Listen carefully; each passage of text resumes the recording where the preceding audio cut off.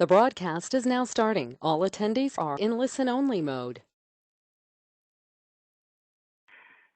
So good afternoon and welcome to this Trailblazers MSP Trailblazers webinar.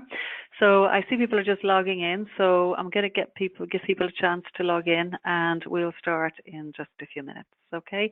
Now I just want to be sure that everybody can hear me. So if somebody could maybe just drop a note in the questions box and just let me know that you can hear me. Okay.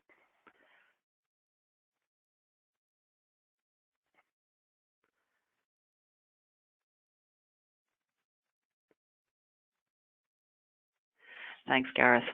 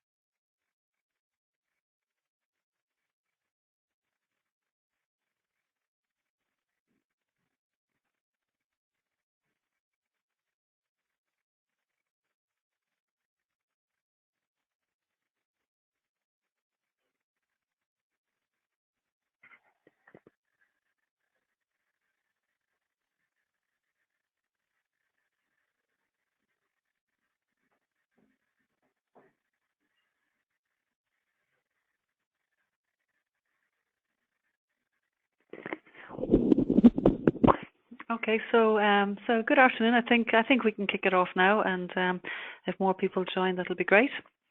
So welcome everybody. I know that we've got people on the line who are in-bay customers, and I know we've got people on the line who are StorageCraft customers. So welcome to you both.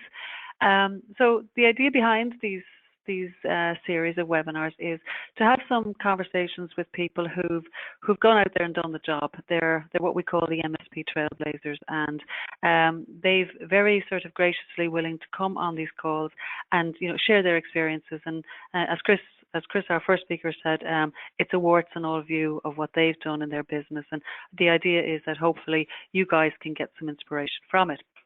So the way the format is going to go is I've got a whole lot of questions here in front of me, but I think it will be far better for you guys to ask your questions. So as you think of questions or something dawns on you, just please, pop a question into the question box and Chris or I will pick it up. Okay. So without further ado, I'm going to introduce our first MSP Trailblazer, and his name is Chris Ward, and Chris Ward is a director of Vermont Systems. So that's all I'm going to say about him, because I'm going to let him speak for himself. So first of all, good afternoon, Chris, and welcome to the call. Good afternoon, Janet. Thank you for having me, and good to see everyone, speak to everyone on the call today. So just by way of introduction then, so like Janet said, my name is Chris Ward. I'm technical director here at Vermont Systems. So we're a managed service provider, as I guess you would call it. That's the lingo, the label that's been attached to us, based down here in Hampshire, just outside of Southampton. We're a business, I guess our speciality, or the way we like to frame it, is that we find growing businesses in Hampshire who rely on IT but find that IT's become a burden rather than a benefit, and we turn that around for them. And I guess we found we work best with companies, businesses, or charities. We've got quite a few charities who have roughly between 20 to 80 computer users in the business. Okay. So I suppose, Chris, to start off, how did it all start? How did you start the business? What's the history? Yeah, so Vermont's been around since 1997. I joined the business, so I started my career at IBM as a techie. and with a degree in computer science. So that's sort of my background. I joined Vermont in 2007 when I got fed up of touring around the place doing projects for IBM and working all hours and that sort of thing, and wanted to work more locally, start a family, and came to work at Vermont as an account manager. Vermont at the time were smaller than we are now, so there's about 8 of us back then, and so I sort of cut my teeth changing from being someone who, bashed away at the keyboard getting the job done, to someone who understood technology but was more looking at how the businesses could utilize that effectively, which was a big learning curve for me, coming from corporate down to sort of SME level, but it was great fun. Then in sort of, I suppose, to continue the story, 2008, the recession hit, and the guy, Vermont sort of got into financial trouble, and the guys that were running the business at the time, the people that had started it, I think they were getting on a bit didn't have the energy to reinvigorate, refocus, and sort of join the fight again. So the opportunity came up to take the business on, which was the classic, buy it for £1 and take the debts and that sort of thing. So that was 2009, and then we've worked hard to stabilise the business and grow it since then. Okay, and I suppose, obviously a lot has happened since the 2009, but just, I suppose, to get a view of where you are today. From 8 employees in 2007, and obviously not a very healthy balance sheet. What are you looking like today? Yeah, so we did. I think that first year we took over in September 2008, and by the end of that year, I think the business we just about managed to turn over about £300,000. Sort of made some significant losses, but I'd managed to stay afloat, which really was touch and go that autumn of 2009 for us.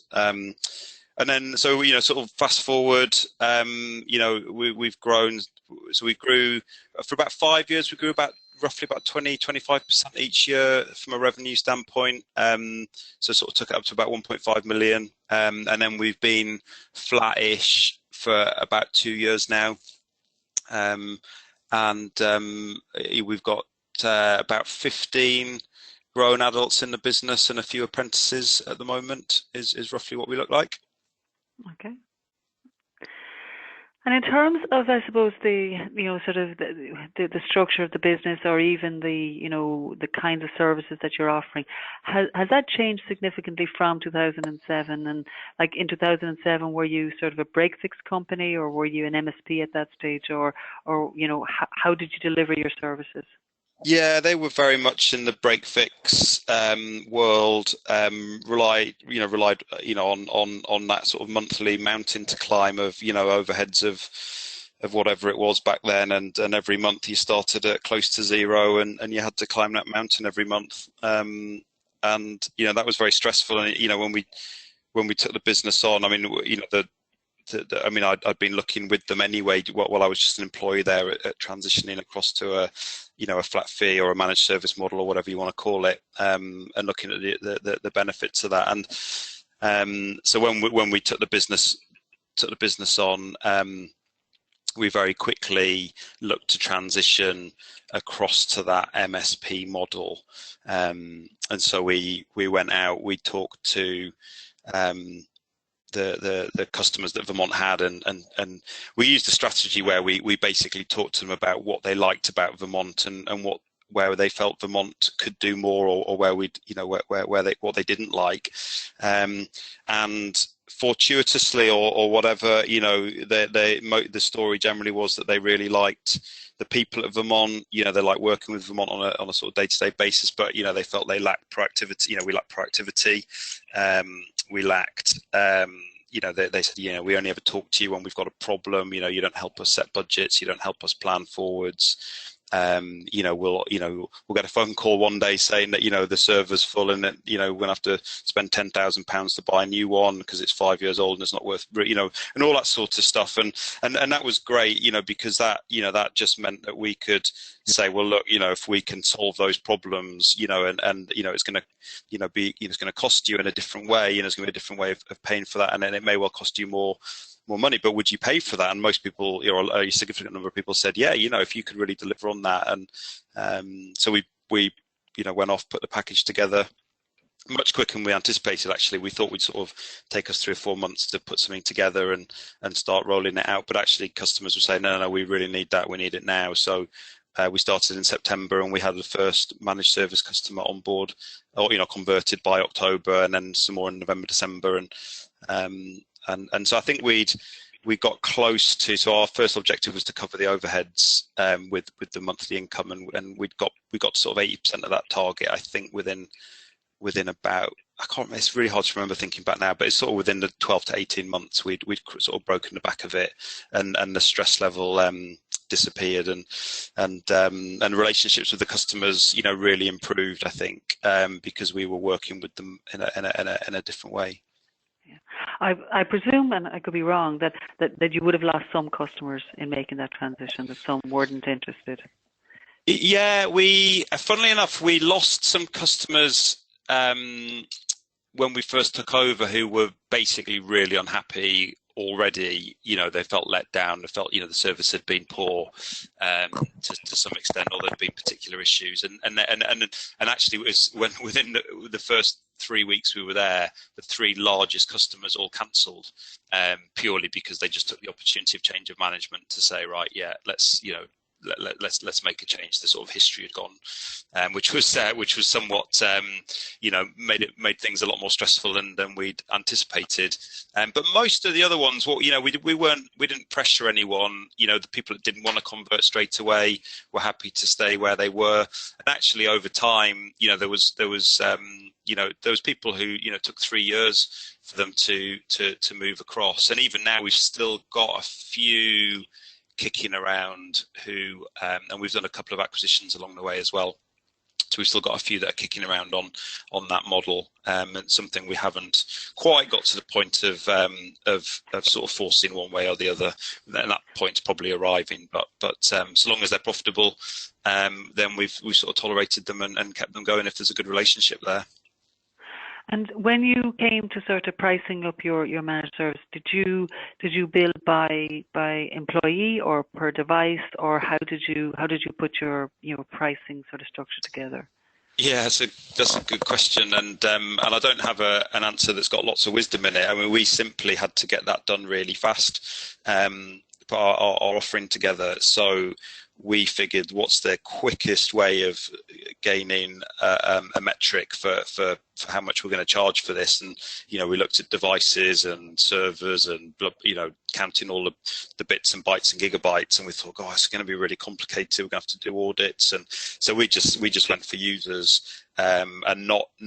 And I'm really glad we did now, because I think there's been tremendous benefits for us as people have moved away from on-premise equipment and moved to cloud services and all that sort of stuff. And our message to customers is, look, we support your people to get the best out of IT, as opposed to just managing the technology. So it's a different view on it, I think. But it wasn't, we didn't foresee that at the time. We just did it for pragmatic reasons. But certainly, I think if we had have done device pricing or something more complicated, I think we would now be moving across to per user pricing. Okay. And in terms of kind of what your managed service offering looked like back in sort of 2008, 2009 to what it looks like today, has there been a significant change in kind of what you're offering or what the service is?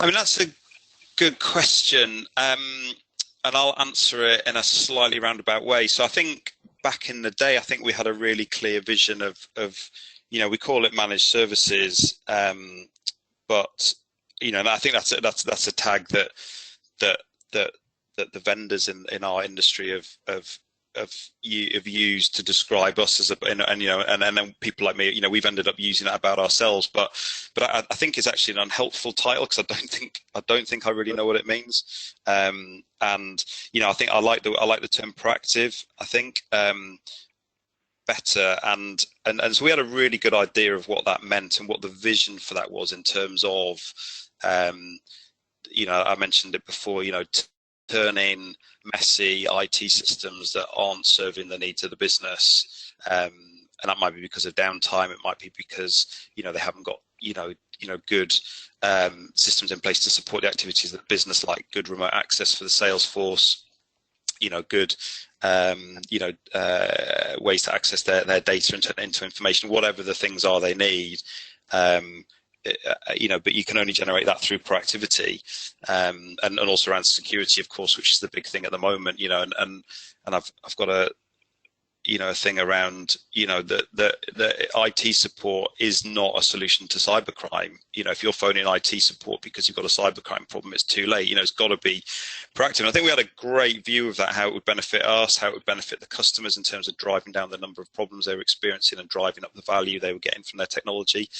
And I think we started really well, actually, and we were very distinctive in our market down here. We didn't, most of the other people we were looking at, our competitors, didn't seem to be doing that or have that message. And so the people we were talking to, particularly prospects, you know, that we were signing people up quite well, because we were, I think, more expensive than other people in, you know, of a similar size and shape to we were, but we, you know, we had a distinctive message, and that worked well, and I think that fueled our growth in those early years, which was tremendous. And I think actually what happened was we took our eye off the ball a little bit, and as more and more people jumped onto the bandwagon, in a sense, that makes it sound like I invented it and it was our bandwagon to jump on. That's not true at all. You know, we were picking up ideas from other early innovators, but you know, more people were doing it, and so when we went out to meet a new prospect, we had a similar story, I think, you know, around monitoring, around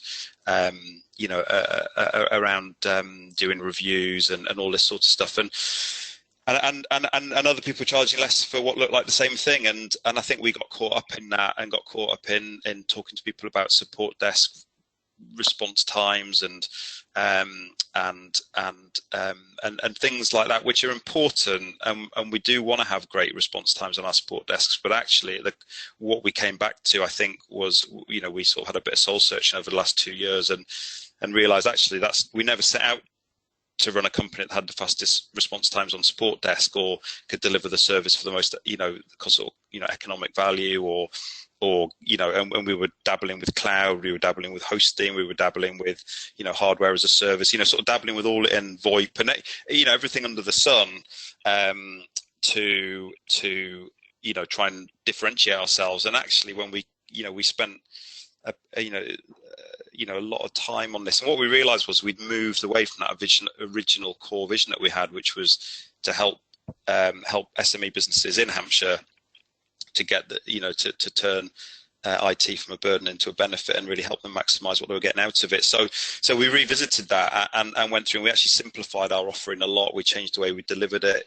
a little bit, not hugely, but we tweaked it, but I think really we tweaked our marketing message and our sort of sales message back to that core element of what we did, and we put our prices up to allow us to sort of throw a little bit more in there as well, and that's actually proved to have been a tremendous decision to have made, and we started growing again. So we're really things looking very promising. We've got a fantastic pipeline coming into this year, so that's a very long answer, Janet, and apologies for that. But you know, I don't think so. We have changed, but you know, I think as much as anything, we almost messed it up, and we had to sort of return to our roots and get back to basics. And I think what you've done is extremely brave, because I think that I've met a lot of MSPs who complain because you know, that they say that their services are almost becoming commoditized, and everybody is trying to sort of, you know, be cheaper than the other guy. whereas I think you have taken the view that, look, we are offering, you know, a very premium service, and we're not afraid to charge for it. And I think you've done it, and obviously, you know, the roof didn't cave in, or, you know, sort of, you know, the world didn't stop turning. But yes, your customers were happy to pay for it. So yeah, you know, and I think just to pick up on that actually, and I think that's something we went through, and you know, we were thinking, you know, people used to say, you know, we're the Rolls Royce, and maybe they just need a Ford Mondeo or whatever. Whereas actually, what we'd done, and you know, we didn't deliberately set out to make ourselves a premium offering. What we looked at was to say, what do we believe we need to do to deliver great IT to an SME business in Hampshire? And we laid that out. We sort of whiteboarded that out, and then we said, right, so we've got to do all that stuff. How much is that going to cost to deliver all that stuff? And then we worked that out, and then we said, right, what are we going to sell it for? And so, in a sense, it's not, in my view, at least, or in our view, it's not that it's the Rolls Royce experience or a premium experience. It's just the experience people need, and that psychology was tremendously powerful for us when we realized, you know, when we went back to that and said, this isn't an option, you know, for us. It's not like, well, you could have break fix, or you could have gold, silver, bronze. We don't have gold, silver, bronze, and the reason is because we've only got one way of delivering great IT. I can't deliver great IT on a bronze level. And so once we were crystal clear in our minds about that, I think that helped to make sure we were communicating that in a crystal clear fashion to people that we were meeting, rather than giving them a sort of mixed message of, well, you can have sort of great IT, or you can have quite great IT, or you can have a bit great IT, or you can have very great IT. You know, it's, well, I only know one way of doing it, and this is the way. Perfect answer. And it also kind of, you know, touches on something else that, you know, is like there's an advice to service providers out there that you need to kind of standardize in order to kind of be good at what you do. You need to standardize your stack. And is that something that you guys have done? Yeah, we do 100%. We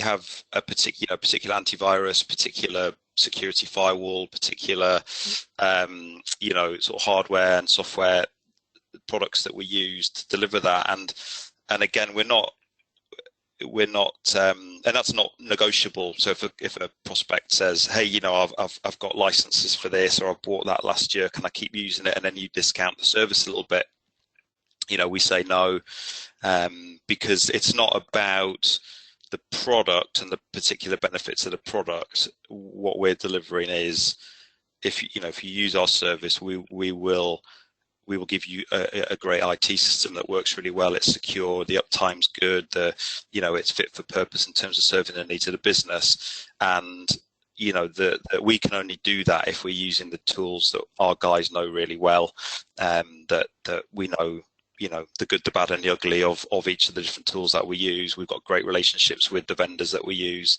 and that, you know, that's crucially important. So trying to use someone else's software that we don't know, you know, it's crazy. You know, we can't support it properly. We don't know it. We don't know the vendor, and so it's like the prospect or the customer would be saying effectively, hey, we want you to deliver great IT, but we want to tie one hand behind your back while you do it. Are you up for the challenge? And for many years, we were up for that challenge. We allowed customers to dictate terms, and you know. And then we came back, and part of that sort of soul searching process, we thought, no, do you know what, we're not going to have one hand tied behind our back anymore. We're going to be, and I suppose it's true to ourselves, you know, if we're going to do it, let's do it the way we know how to do it. So yeah, 100%, we migrate everyone over. So, you know, and if you buy a service from us, we bundle in, you know, all of those sort of standard tools just into part. So it's not optional, that you just get it. Okay. I'm going to take you back to something you said a little bit earlier that kind of, you know, I think that a lot of people's ears would have picked up on, where you said that, you know, business is really good and you've got a really good pipeline. You know, that's everybody's dream, is to have that good pipeline. So how do you get a great pipeline? Wow, that's a good question. And one that we really struggled with. You know, we've tried everything, and it's all worked to some extent, and it's all not worked. You know, what we've done recently is we've changed from that sort of scattergun approach we've hired telesales people, we've hired marketing people, we've hired, we've done social media, we've done email blasts, we've done, and it all worked a little bit, but never consistently. And so what we did about 18 months ago was we decided that we would deliberately stop all the activities we were doing, and we wouldn't do any more. We'd done a few acquisitions, like I mentioned, just sort of buying up other local businesses that were struggling to get their customer base. And we'd stopped all of that, and we said, right, let's build a sales and marketing engine that repeatedly generates leads and repeatedly converts leads into revenue. And that was a huge learning experience for me, not coming from a sales or marketing background, and frankly, marketing, to me was a mixture of, of witchcraft and just outright lying. That was my sort of technical person's perception of it. And sales wasn't much better really. And, and I also had this misconception of like, I could sell, if you get me in a room with a prospect that's on fire, oh yeah, I can sell him, no problem. I can tell him how fantastic we are, and, and he'll come over and sign a contract with us. And, that tends to be the case. If you've got a prospect that's called you because they're on fire and you go in and, generally they'll be like, yeah, if I'm on fire now, so if you can help, you're in.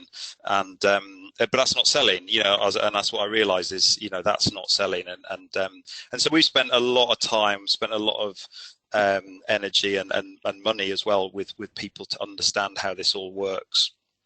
And we're building a set of processes, a set of activities that are generating leads for us through different methods. So we obviously worked hard on our website, things like AdWords and other paid search.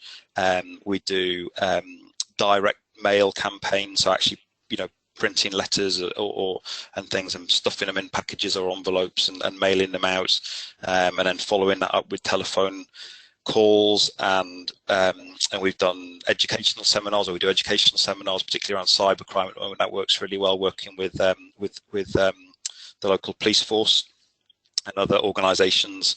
So we do an awful lot of activities to raise our profile in the area, and specifically, and we try to make everything we do have a response and a way for people to respond to us and take us up on the services or a particular offer that we might have, or a promotion to help people to get interested. So we've got tons of stuff going on from that point of view now, but that didn't happen overnight. That's happened over, over, like I said, an 18-month period.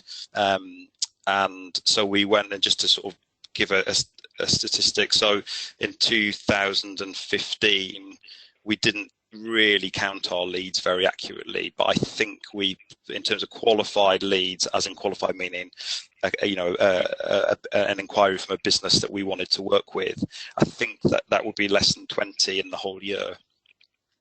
Whereas in 2016, the year just gone, that was 94. So that was 94 inquiries from businesses who were interested in our services that we wanted to do business with, which was tremendous. And then it's about then having a process to, like I said, to convert that from leads into revenue, and having a reliable sales process, rather than it just relying on sort of my genius or whatever, or my so-called genius that I like to believe is true about myself on my good days. It's a process that's repeatable, and so that's a long answer. So I've got there's no magic secret that I could give to anyone in terms of how to do it, other than there's no reason that if I've learned it, anyone can learn it. But you've got to make it a concerted effort and if you can run a support desk, if you can run projects, it's just the same. It's just processes, it's activities, and it's, you work out, how you measure those to see how effective they are. And so if you can run a successful support desk or a project, or, I firmly believe you can figure it out and do it as well. Okay. Well, no, as a marketing person, I have to concur with everything you said, and that I think a lot of people do think, oh well, I've done an email campaign and nothing's happened, and it is, as you say, it is a consistent, it's a consistent effort, and it has to be done. Yeah. In fact, actually, just another stat on that. So we just fantastically just signed a new customer up today, a nice managed service customer, and we'll actually just look back, our marketing assistant looked back today, and she counted up that we'd had 33 marketing touches with that business. Wow. In the last 9 months. That's brought them to this point. So doing it once and then giving up is literally a waste of time. So if you've only got enough time or money to do it once, like, don't do it. Pick, this is what we learn, is to just, get a small group of people and market to them consistently, rather than getting a list of 1,000 or 2,000, whatever, and just pumping out one thing to them and hoping for the best. Okay, so I've got a kind of a long-winded question, or it's maybe a question with several parts, and it's around kind of, customers, and how many customers do you have? Is there an optimum number of customers? And, obviously you sign a new customer and they're very attractive. Do you then need to maybe sort of, kick somebody off at the other end who's maybe, delivering less to the business? Or, in your business, can you cope with, have you capacity to deal with a lot more? Yeah, again, that's great, John. That's a really insightful question, and I think for many years we believed we could, be everything to everyone, and we could bring on new customers at one end and keep the ones at the other end and have everything, and it became abundantly clear to us, I think, as we really analysed the income we had from different customers, and the time and the resources we had to put into servicing each different customer, and also the different levels of expectations that different sorts of customers have. So and that it's not as simple as this, but larger businesses generally have different expectations than smaller businesses about how you're going to go about doing things. And a classic example that keeps coming up is that larger businesses, well, a smaller business will just phone up and say, hey, we need this changing, can you do it? And they just expect you to do it. They don't want any sort of change process. They don't want any authorization. They just get it done. Whereas a larger business is horrified if you don't have some sort of process for making sure that the changes you're making have been authorized correctly, and planned through and whatnot. So, you can't do both of those things at once and allow your support techs or the techs doing the work to stay sane and sort of know, which way they're coming from. So we've definitely learnt the hard way, and that's been very expensive for us. I personally would have made a lot more money if I'd have learnt that lesson a lot earlier. So knowing what you do and who you do it for is the way to do it, and that definitely applies then to, as you bring on, you sort of, once you figured out who it is you want to serve, then you go for it and you bring on as many of those customers at the right price as you possibly can. And anyone who doesn't fit the bill, whether it's because they're too small or actually because they're too big, then you look to move them on. If they can't be, sort of changed in some way. Some people are the right size, right shape, they're just not paying enough. That's our experience, and they can be convinced to pay more money to get the results that they're after. But if they're just, for us, there are cases where they're just plain too small, and we can't do anything to help them, because so we've had to do something about that. Okay. And in terms of your search for new business, do you stay within your geographical area, or do you go further, or what's your view of that? Sorry, can you repeat that question? Sorry, there's a little bit of crackle on the line there. Okay, I was saying in terms of looking for new business, you're obviously in Hampshire. Do you stay within that geographical area, or do you look outside it, or what's your view? Yeah, so we used to take business from anywhere, and we used to see the whole of the south of England as our patch, because why not? It's a bigger pot's got to be better, right? And we do have historic customers that stretch, from Hertfordshire across to Bristol. But no, now we 100% market into Hampshire, and until we feel like we've exhausted our target customer base in that geography, then that's what we're going to stick to, and I'm pretty sure we're quite a long way off doing that. Okay. And in terms of, because a lot of I suppose a lot of service providers are kind of making that decision between either specializing in certain areas or going wide and trying to sort of, cover as much of the new technologies as possible. Have you sort of nailed your colours to the mast and saying we're specializing in one area, or, what's your view? Do you mean like adding additional services like, telephony or yes. That sort of thing? Yeah, so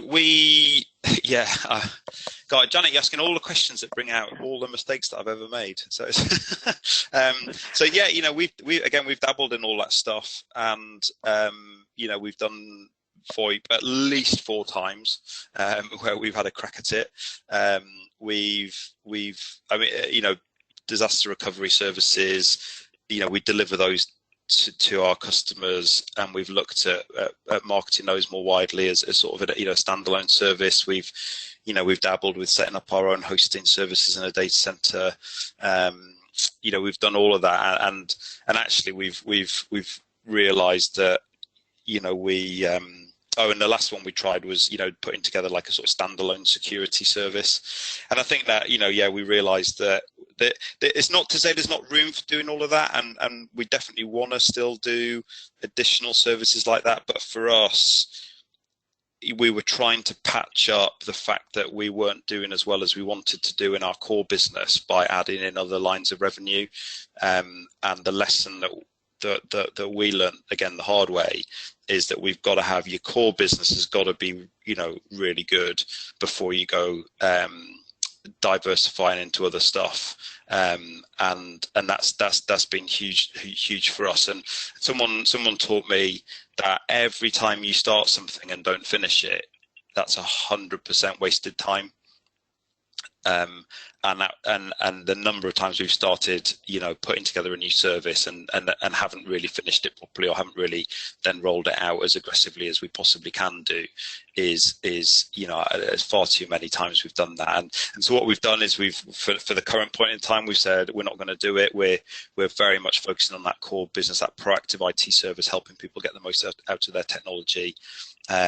Once we feel really, really happy with that, then we'll go back to adding on other services that are complementary and represent good, profitable lines of business for us. Okay. So, obviously, since going from those early days, 2008, 2009, right up to now, you've grown the business very significantly, and it's grown in revenue and grown in profitability. What do you think were sort of the key things that made that happen? If you had to say, what are the 3 things that you would sort of attribute your success to? And maybe 3 isn't a good number, but yeah, no, it's good. I think one is having a vision. That was what we wanted to do. We wanted to grow a business into looking like a certain size, certain shape, and I'll be honest that size and shape does change and evolve over time, but I have made a lot of mistakes over the years, but I think one of the things that I got right was that I couldn't do it all by myself, and that I would need to get people in who were better at a specific thing than I am. So, for example, managing the support desk or doing the marketing, the different aspects of what we do. I could maybe start it, I could maybe, pioneer it a little bit. But in each case, bringing in people who complemented my skills, and I was really happy to. And I know I've spoken to other people, and they find it very difficult to hire people that are better than they are. And fortunately, I've never had that problem, and I love hiring people that are better at things than me. And so we've deliberately gone about building a team, and we've deliberately gone about building a culture here where people know they're coming into something that's we're trying to go somewhere, we're trying to build something, and I think people that have a similar mindset have come in and really thrived, I'm struggling to think that nearly everyone I've ever hired or that we have acquired along the way is now being paid more money and is has more responsibility than when they started with us. And that's the way I want it to be, you know, that people can grow with us, so we're being successful as a team. So I think that's the first thing. The second thing is the second thing is having a focus on customers and what they want, what they need in their business to be successful. And I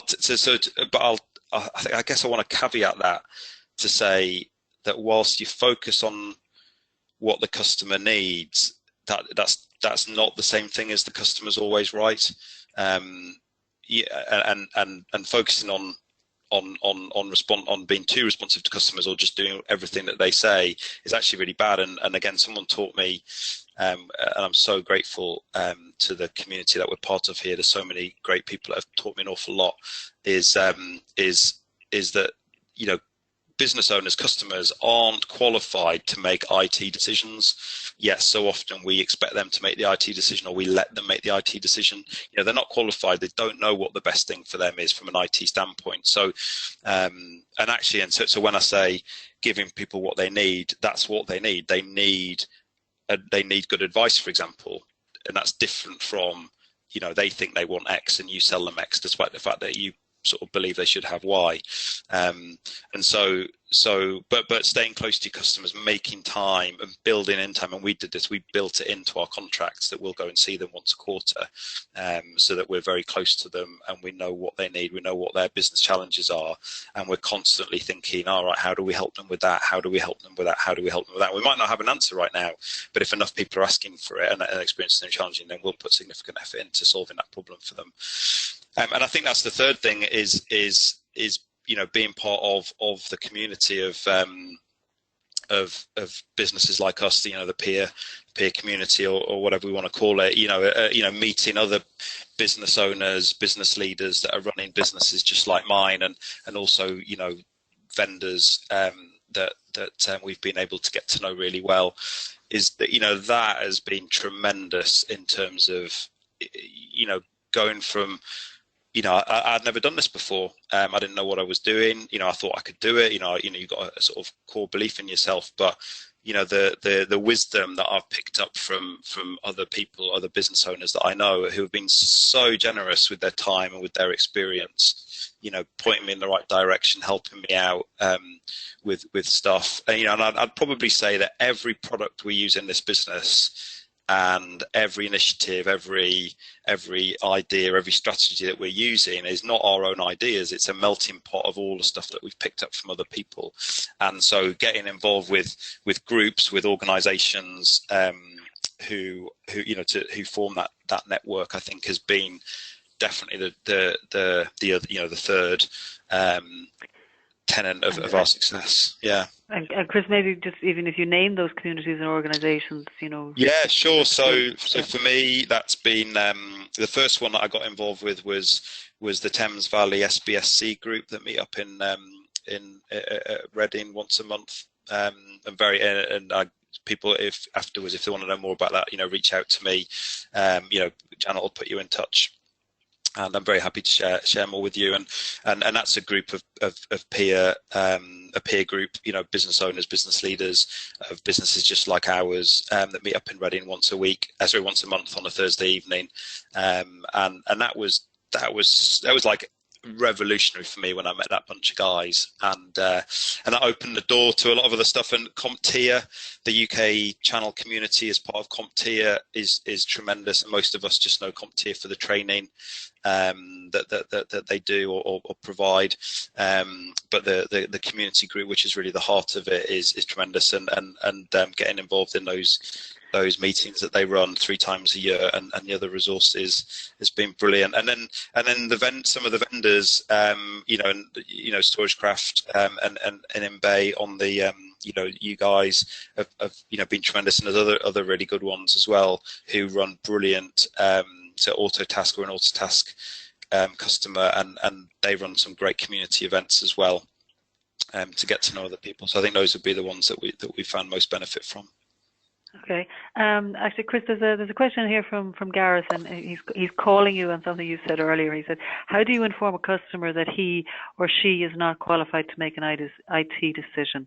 How do you call it? Yeah, I mean, you know, in terms of the exact language I'd use, that's tricky, you know, and you've got to, you know, you got to work it on what you feel you can get away with in the meeting that you're in. But I don't think it's rude to say it. And I suppose I'll caveat it a little bit. I guess if you're working with a technical IT manager, then it's going to be even more difficult or even more potentially challenging to do this. But the bottom line is, if people are paying for my services, then, and all they want from me is me to supply a particular product and install it for them, then that's fine, and you can make money doing that. But I find that's pretty low dollar work.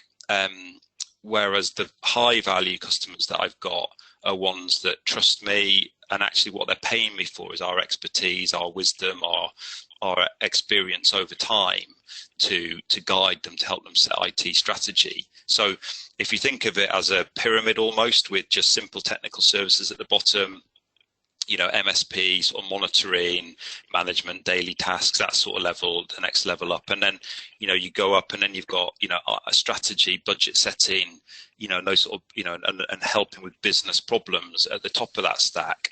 Then, you know, the money you'll get paid goes up as you go up that stack. And the customer engagement, the customer loyalty, also goes up. So what I tend to find is, if I'm having a conversation with a customer who's, you know, if it's a customer that we've worked with over the years and they aren't happy for me to remind them that they're not as qualified as I am to make an IT decision, then I've got a relationship problem, and they don't see the value in me. Now, I'll be very clear. So that's different from making a business decision. So they are qualified to make a business decision, and it may be that once I've said, "Hey, look, you need to do this. You need to make this change. You're vulnerable. Your security's open at the moment. You need to do this." If they say, "I totally understand, Chris. Right now we haven't got the budget, but I get what you're saying, and we're going to put budget in for that next year, and that's the best we can, you know, that's the business decision," and they are qualified to make business decisions. Whereas if they're just fighting with you about whether something needs doing or not, then that's what I'm pushing back against. Okay. I suppose, Chris, you know, we've been talking about the past, and now I guess it's you know, with an eye to the future. What, I suppose, are the biggest challenges you face, or what do you think, you know, just the service industry faces? You know, what keeps you awake at night? Wow, God, that's a question for you. Well, I think that the external threats from, you know, there's obviously some big providers moving into the space. You know, telecoms want a piece of the IT market. You know, people have traditionally done those sorts of, you know, slightly more transactional technology services, you know, now can come in and sell Office 365 and that sort of thing. And I'm pretty sure they're going to eat up a slice of the market. It doesn't keep me up at night particularly, because I'm confident that they can't do what we do, which is something a little bit different. And I know already that you know, out of the businesses I've selected as being our target market in Hampshire, you know, the vast majority are not going to hire us because they either don't need us or they don't think they need us. And so there's a lot of space for a lot of other players to play in without squeezing me out. I think because we're very clear on what we do, and I don't see that going away. I think, you know, people are, you know, in a time of flux and a time of change, and we're definitely in a time of flux and change at the moment from you know, in the IT world or in the technology world. You know, there's more change happening now than there was 10 years ago. There's more questions, you know, what should my strategy be? Should I use cloud? You know, how can I use, you know, connected devices, Internet of Things or whatever? How can that be of importance to a business? You know, this sort of big data stuff around turning data into information, into business decision making assistance. There's just so, you know, and security. How do we keep safe, you know, whilst I'm using all this technology? You know, people need more help, not less, to run the technology in their businesses and get the most out of it. So from our point of view, that's what we do, is to help them get the most out of the technology, whether that's good old-fashioned, on-premise servers and legacy line of business applications, or whether they're using predominantly cloud services. It doesn't matter to us, because we'll help them with that, and we'll install it, and we'll help them get the most out of it. We'll configure it, but helping them set the strategy, budget, and solving business problems is what we do. So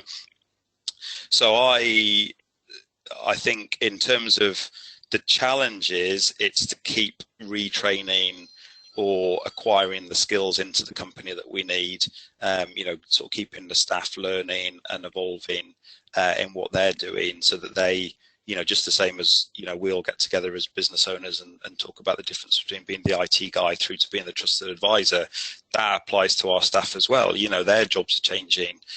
So we need people who are keen, who want to keep learning, who want to keep progressing. So I think that's the area for me is around staff and developing the right skills or attracting the right skills, and keeping the vision of the company on track as to what we're doing, rather than worrying about external threats. And that might be slightly arrogant, and I might be proved wrong. And so if you don't hear from me in the next few years, then I was wrong. But that's how I see it. Okay. Adam has come in with a question. He says, have you any tips on converting a relationship that doesn't have that level of trust? He says most of our customers do, and it's very important, but suggestions on winning them back into a trust zone will be great. So what I do is, when it's got to a point where, and I'm like any bloke probably, I think I can solve it, until I can't, if you know what I mean. And when I get to the point where I'm at my wit's end, then, what I do, and I should do this a lot earlier, but what I do is I say, look, let's get together, take them out for lunch, or go down to their office, or, whatever. And I just try and have a really open conversation with them. If that can be a business owner to business owner conversation, that's the best place for it. And because, I'm just a business owner trying to make my way in the world, and so are they.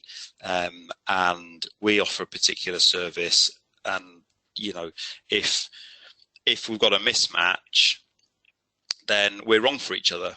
That fundamentally we're better off without each other.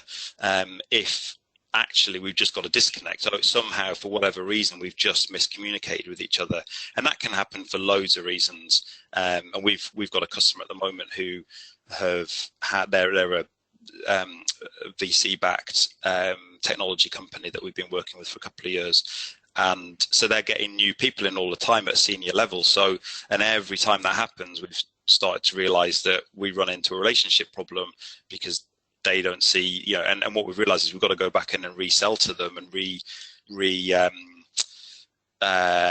help them to understand what it is we do, how we do it, how all the stuff we do in the sort of sales process or in the onboarding process. We've got to redo that to make sure they understand what we do. But I think that honest conversation is the key to it, because if generally in my experience, when I've had that conversation, it's gone better. So, it's transformed overnight almost after that conversation.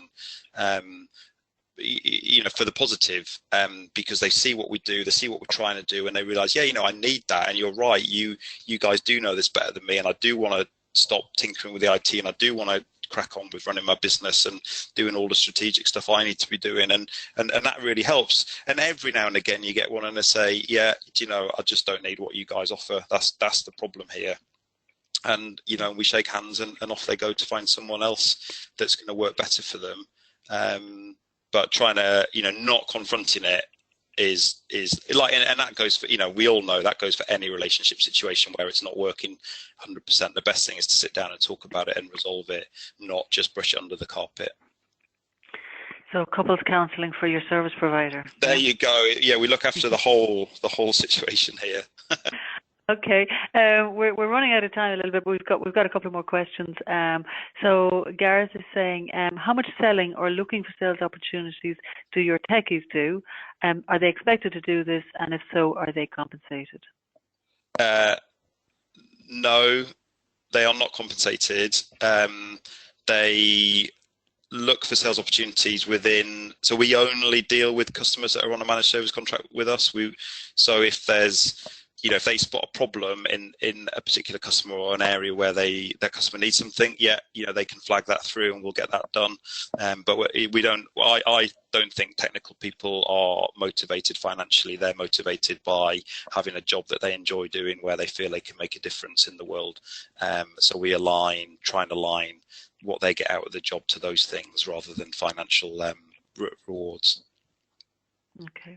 Another question from Michael. He says, can I ask Chris what his product stack is like? What RMM and PSA do they use? What AV, BDR, etc. do they recommend to clients? Thanks. Well, for what it's worth, we use Autotask, SolarWinds MSP. We use StorageCraft for our backup and disaster recovery. We use Logic now for our antivirus at the moment, but we're looking at the Sophos stack at the moment to move that across to, and it's the same for firewalls. We were a CyberOhm customer, but we're now moving across to Sophos.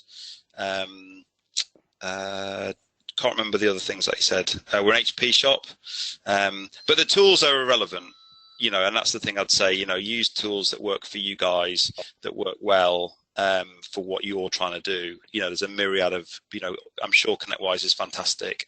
I've got no intention of changing just because Autotask's fine, and the cost of changing is huge. So there's no point in faffing around with that sort of stuff. Use products that allow you to deliver the service that you want to deliver. Is the thing to do. The tools are irrelevant except StorageCraft, of course. That is the only one that I would trust for my backup and disaster recovery. They are fantastic.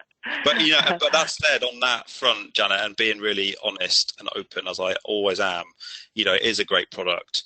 But the relationship we've got with you guys is equally important, and I think we miss that as technical people. We look for great technical products, and we forget to evaluate. And we don't really, to be honest, I never knew how to evaluate a relationship with a vendor. And people working with people like you, Janet, and the team at StorageCraft have sort of taught me what's important in a vendor. And so you got to look at that sort of stuff as well. All right. Thank you very much, Chris. We're there's one more question from Gareth, but we're very tight on time, so a kind of a condensed answer, Chris. Gareth says that you've hinted at being a VCIO for a few clients. He said, how do you achieve this without, in respect to almost sitting on the board of a client's business? So we tend to, we 100% run what a lot of people call a VCIO process. We don't use the term VCIO, but a lot of people would do. We have a relationship with some senior person in that business. And we don't manage to get this right all the time, but what we try to do is have that VCIO relationship with a senior person, whether it's the owner or the someone who does sit on the board. And we work with them on setting IT strategy. So we don't attend board meetings, and we've not been invited to. It'd be great to get involved in that sort of thing. But we so we set budget, we set strategy at that level. Then we also have another role in the business that's dealing, and they go in and do regular visits as well for to do proactive tasks. Who is building a relationship sort of at the user level and to an extent at the user level, but actually at sort of what we call point of contact level, which is often like an office manager or someone at that level as well. So that's how we do it. Okay. We're just winding down. Before we do, I'm going to invite Scott Tyson to join us on the call. And Scott, as all of the InBay people on the call will know, Scott is Sales Director for InBay. So I'm just going to ask Scott to just tell you very briefly a little bit about InBay. So Scott, are you there? I am, Janet. Thank you, and Chris, what an insightful story on Vermont Systems. Fantastic, actually, and I'm sure everyone on the call got a lot out of it. So, Great one.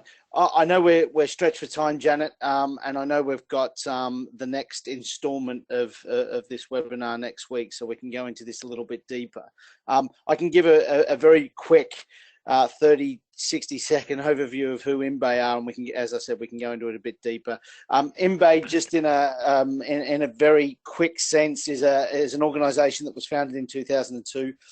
We were formerly an MSP ourselves, so I guess from that state, going from an MSP to a vendor, we know where the bodies are buried, if you will, and a lot of our partners call us the MSP for MSPs. So I guess we can ask Eric about that a little next week, who's going to be on the call.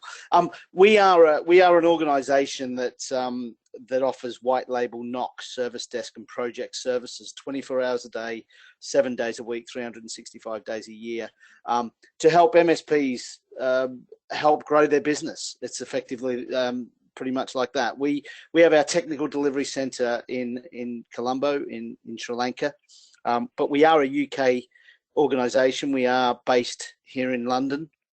But going from an MSP into becoming a vendor, we set up our own service desk, NOC, and so forth, and we had a lot of people knocking on our door asking if we could offer those services. So in 2013, we decided to get rid of the MSP, sell the MSP, and focus on becoming a channel-only vendor offering these services. So we are a global organisation selling into the North America, UK, Northern European, so English-speaking European markets, and Australia, New Zealand, and with the growth of MSPs, and very similar to Chris and Vermont, the growth of MSPs and successful MSPs has made MBay a massive growth story for 2016 with triple-digit growth. So we're in a very exciting period of our time. As I said, this is what we do. We offer white label NOC, service desk and project services on an international basis. So some of the questions and a lot of MSPs come up and ask this, why should I use MBay? We do all these things that help organizations grow, and Janet, we can drill down into them a lot deeper next week. Yeah. And I think, sorry, go ahead. Sorry, no. That's pretty much my 90-second or 2-minute pitch. So I'm conscious of time. So do you want to do your bit, and then I can introduce Eric. Okay, and like Scott said, we have a lot of time next week to cover this. But for those of you who don't know StorageCraft, I mean, this is who we are. We're disaster recovery, business continuity solutions is what we do. We're a US-based company. We've got 11,000 partners worldwide. We're purely a channel partner only. So why we think it's interesting to you guys is because disaster recovery services is a market that's growing, and it's growing exponentially, and we think this offers a huge opportunity to MSPs. We talk about that as for an MSP it could be up to £1 million revenue a year if it's done correctly. And not alone high revenue, but obviously high margin. So that's kind of the reason that we think this is interesting to you. We cover obviously the full sort of landscape of physical, virtual, and everything in between. And this is Chris again. So before we wind down, I just want to let Scott introduce next week's caller. So Scott, over to you. Yeah, thanks, Janet. So next week we're going to be speaking to Eric Rockwell, who's the president and co-founder of Centrix IT. And Centrix IT is an MBay partner based in San Diego in the US. They're a hugely successful, award-winning IT service provider in that region. They're a 40-strong organisation. They continuously expand their customer base in that Southern Californian region, and we're gonna go a bit deeper into how he's grown his business and become a very successful organisation. Okay, we're looking forward to it. So finally, just remains to say, Chris, thank you very much for for that great sharing of your sort of the company history. Obviously your candor is so much appreciated. I know you told me that your details are there on the screen, and you're quite happy if anybody wants to sort of contact you directly. I know you're always very generous with your time. So really thank happy you. if anyone wants to reach out and follow up on anything specific, then more than happy to do that. Okay, all right. So it just remains for me to thank you all for joining us. So we've gone a little bit over time, but I think it was time well spent. So thank you all, and enjoy the rest of your day. Okay.